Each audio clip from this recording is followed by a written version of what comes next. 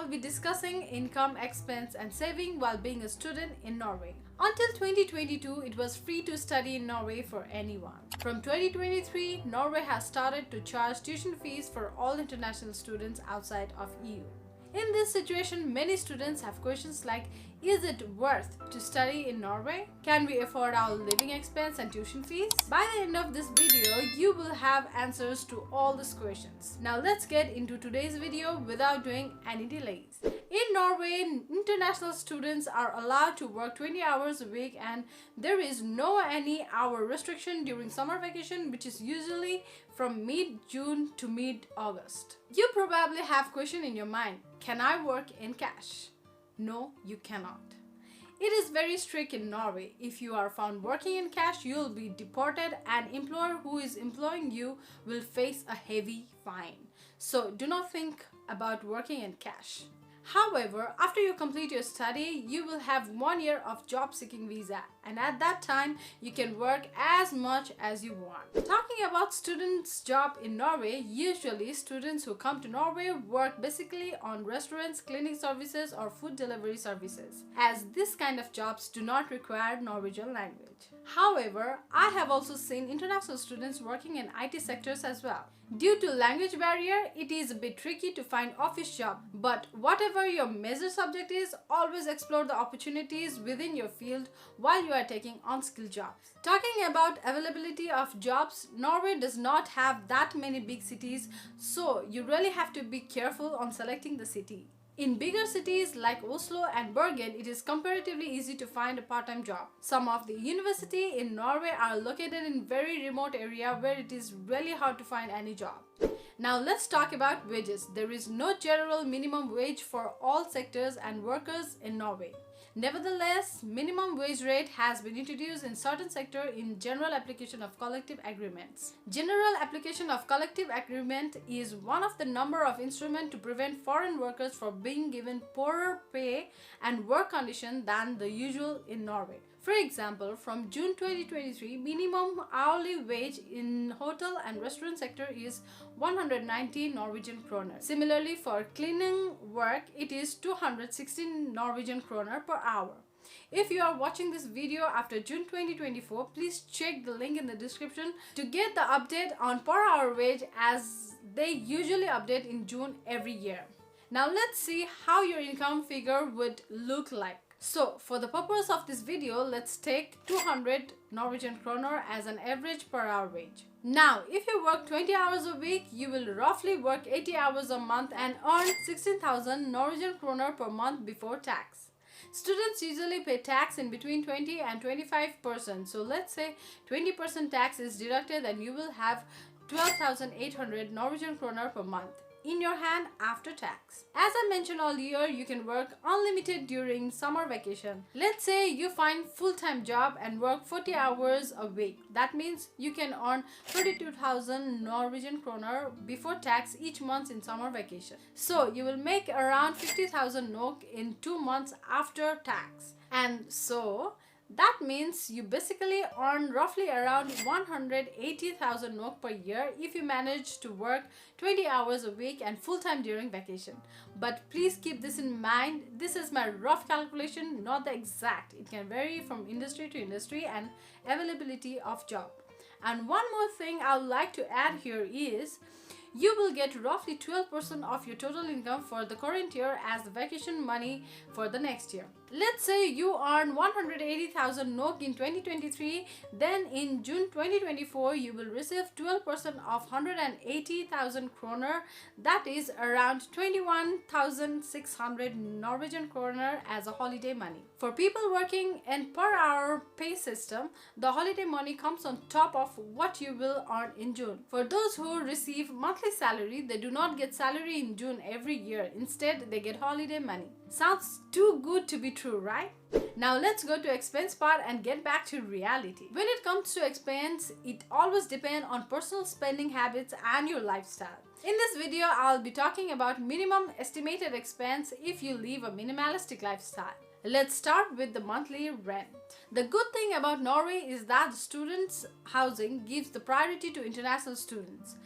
In Oslo, if you are living in a student housing, you will be paying around 4,000 NOK per month for 11 meters square room. In those kind of room, you will be sharing your kitchen with 6 other people and bathroom with 2 people. One thing you need to know is that you cannot share your room with any other person. This is probably the cheapest option you can find in Norway. If you want to know more about this kind of room, you can go to www.sio.no to find a room in Oslo. Now let's talk about transportation. In Norway, bigger cities like Oslo, Bergen are well equipped with public transportation. Because of very high parking price and tolls, even those who have car prefer to use public transport in their day-to-day life in cities like Oslo and Bergen. Now talking about price, I'll give you an example of Oslo. In Oslo, there is a company called Ruter that manages the public transportation. Your expenses on transportation depend on 2 things: zone you live in and your age. Talking about zone, Oslo has 4 zones and most of the university in Oslo are in zone 1 and most of the international students reside in zone 1. So if you travel within zone 1, you will be paying 853 Norwegian kroner per month, and with student discount it will be 511 NOK per month. Now there is an age factor as well. If you are over 30, you will not get student discount even if you have a valid student card. With this monthly pass, you can use tram, ferry, train and bus. So basically it covers all the public transportation in Oslo. Now let's talk about food expense. 1 liter of milk costs 22 NOK. Similarly, a loaf of bread costs around 25 to 35 NOK. 1 kg of tomato costs you between 35 to 50 NOK. 5 kg of long grain rice cost around 150 NOK. So in total, you'll be spending somewhere around 2,000 to 3,000 NOK on food if you cook food at home. For 3 GB data package, the most cheapest one I have seen cost 150 NOK per month.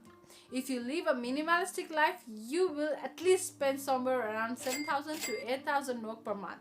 If you are an outgoing person, your monthly expense will easily reach 10,000 NOK per month. Now we have all the estimated numbers.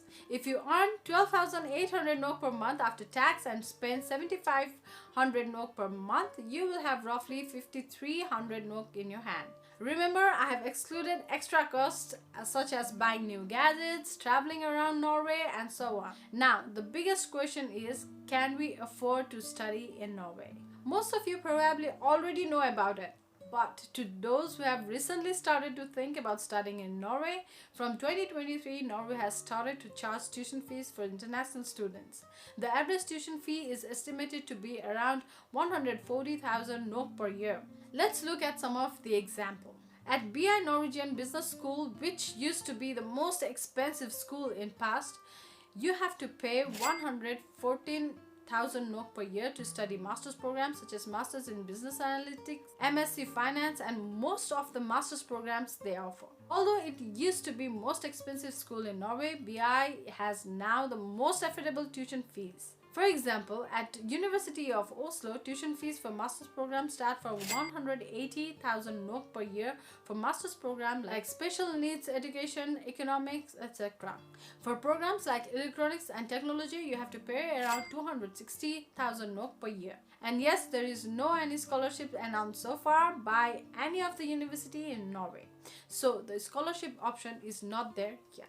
I hope now you have already got your answer, but let me tell you, it is impossible to afford your tuition fees in Norway if you do not have any other source of finance other than your part-time job.